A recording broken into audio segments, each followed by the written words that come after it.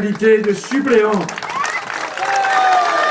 Et à ce jour, près de 5000 signatures, ce qui est déjà en soi un formidable résultat et en tout cas un extraordinaire encouragement à relever ce nouveau challenge. Merci. Je tiens également ici à remercier une nouvelle fois chaleureusement et fraternellement tous les militants et tous les sympathisants qui m'ont honoré de leur confiance et de leur fidélité en sollicitant ma candidature. Chers amis, chers camarades, il commence à faire noir. Mais tout le monde y connaît que demain matin, le soleil sera là. Que demain matin, la lumière va resplendir sur la possession.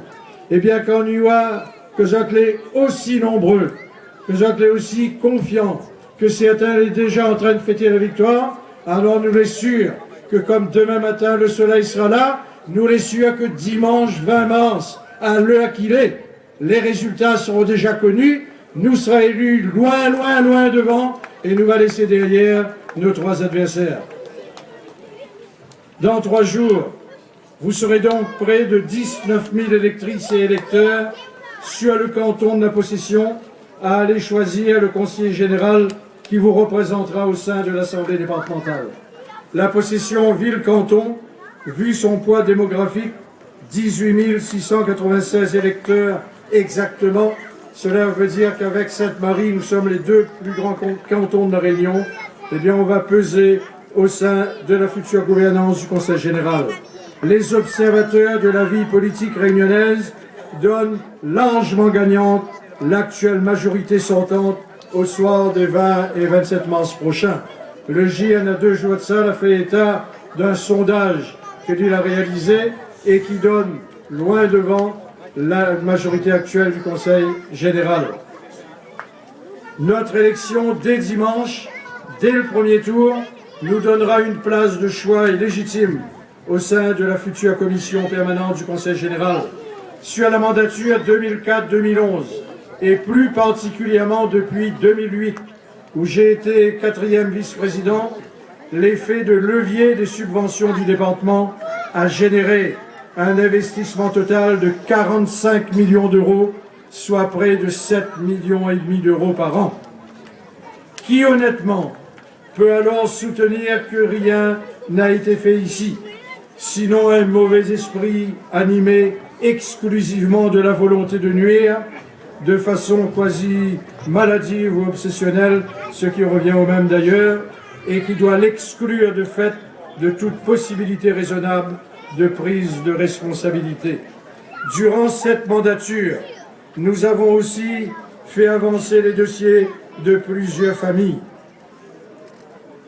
Pour les personnes âgées, en 2010, nous avons appuyé les demandes d'allocation personnalisée d'autonomie à domicile pour plus de 300 possessionnaises et possessionnés, 300 grammones de notre ville. De même, près de 500 personnes âgées ont obtenu le chèque santé. Pour les personnes handicapées et les personnes âgées, 300 passes loisirs et transports leur ont été attribués en 2010. Pour les jeunes les plus en difficulté, en 2010, plus de 100 personnes ont pu bénéficier du Fonds départemental d'aide aux jeunes. Tout le dispositif d'amélioration de l'habitat a été mis en branle pour faire avancer des dossiers. Ces dossiers-là, obtenir ces aides du Conseil général, il faut connaître les rouages du Conseil général. Il faut connaître tous ces dispositifs. Dans tous nos meetings, nous avons démontré que la possession ville-canton n'avait aucun intérêt d'élire un conseiller général n'appartenant pas à la majorité municipale actuelle. Il y a à peine 3 ans, vous avez été, dès le premier tour, quelques 5550, soit 53% des suffrages exprimés, à plébisciter notre programme pour le développement de cette commune, reléguant nos opposants au second plan. Aucune liste adverse n'avait obtenu 15% des suffrages. Chaque jour, de par ma présence au Conseil général et également à la communauté d'agglomération de TCO, je me bats pour que le bilan qui vous sera présenté en 2014 soit conforme aux engagements pris devant vous. Aujourd'hui, cette élection cantonale se situe à mi-chemin de la mandature municipale et pour l'instant, nous sommes sur la bonne voie et je vous prends à témoin. La Possession, c'est aujourd'hui la commune qui affiche le taux de chômage et d'allocataires de minima sociaux le plus faible du département. Cependant, ces chiffres sont encore élevés et nécessitent la poursuite de notre politique dans ce domaine. La Possession, c'est aussi l'une des rares communes du département, il y en a 5 seulement, à être en conformité avec les règles de mixité sociale et de places réservées aux logements sociaux. La Possession, c'est également la commune qui enregistre sur le territoire ouest le taux de délinquance le plus faible. Ces indicateurs-là nous confèrent un climat social stable, une cohésion préservée au sein de la population et une solidarité entre les générations. C'est là les ingrédients d'une ville-canton où il fait bon vivre, c'est cela notre fierté. Sur les services offerts aux familles, nous faisons figure aujourd'hui d'exemple en matière d'accueil et de restauration de nos enfants, en matière de mode de garde périscolaire, puisqu'à la Possession, les écoles sont ouvertes à 7h15 et se ferment à 18h. En matière de nouvelles technologies, notre ville, c'est une ville 3 aérobases. Certes, dans certains domaines, nous avons encore des efforts à faire pour atteindre l'excellence. Mais globalement, personne ne peut contester la qualité du service public rendu à la Possession. Dans le domaine de l'aménagement de notre territoire, aménager un territoire aussi vaste, 11 835 hectares, eh bien ça c'est aussi complexe que celui de la Possession, relève du défi permanent. En effet, comment parvenir à fédérer des quartiers et des sites aussi dissemblables que le centre-ville, la Ravine à Malheur, Dodane, Sainte-Thérèse, Saint-Laurent, Moulins-Joly, la rivière des Galets et Mafate qui représente la moitié du territoire de notre commune.